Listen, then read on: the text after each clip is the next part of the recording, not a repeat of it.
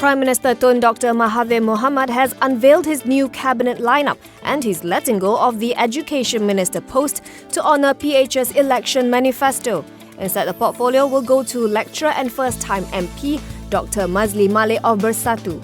However, Datuk Sri Wan Azizah Wan Ismail remains in charge of Women and Family Development.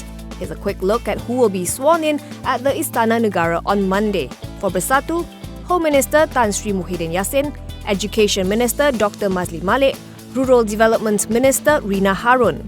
PKR, Women and Family Development Minister Datuk Sri Wan Azizah Wan Ismail, Economic Affairs Minister Datuk Sri Muhammad Azmin Ali, Housing and Local Government Minister Datuk Zuraida Kamaruddin. DAP, Finance Minister Lim Guan Eng, Transport Minister Anthony Lok Siu Fok, Communications and Multimedia Minister Gobind Singh Deo, Human Resource Minister M. Kulasegaran. Amanah, Defence Minister Muhammad Sabu, Agriculture and Agro-Based Industry Minister Salahuddin Ayub, and Health Minister Dr. Zulkifli Ahmad.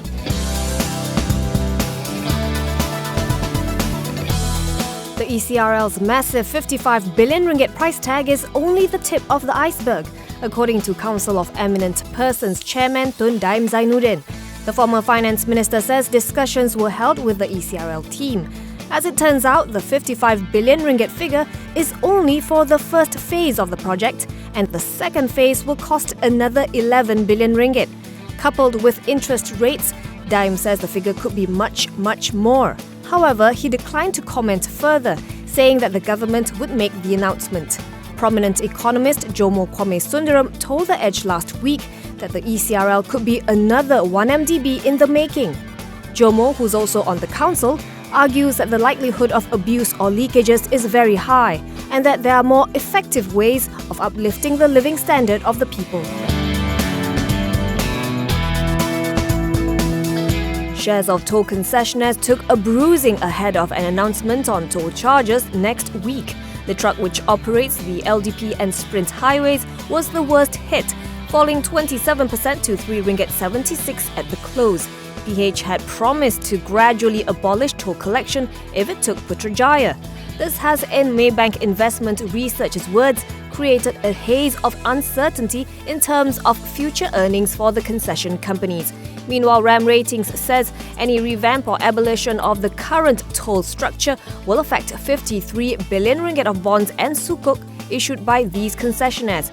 Pending further details, it believes the government will balance its plan against any implications to the bond market.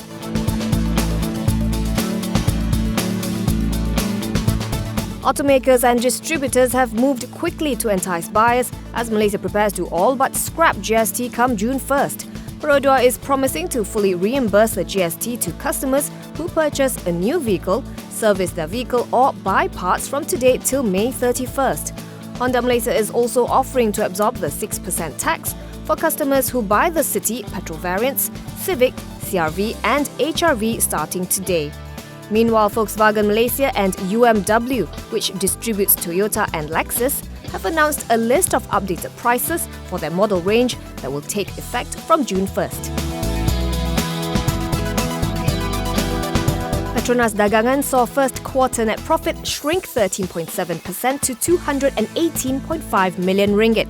Earnings were dragged by lower performance of its retail segment. Revenue climbed 4.3% to 7.1 billion ringgit on higher sales volume and average selling price at its commercial segment. It declared an interim dividend of 13 cents per share. PETDEC says its results were primarily influenced by petroleum product prices, which are strongly correlated to crude oil prices and Malaysia's economic growth. While Brent has been trending upwards, averaging at $66.42 a barrel in the first quarter, the group expects the price to stay volatile. To maintain its resilience, PETDEC says it will remain focused on inventory management, supply and distribution efficiency, as well as OPEX optimization.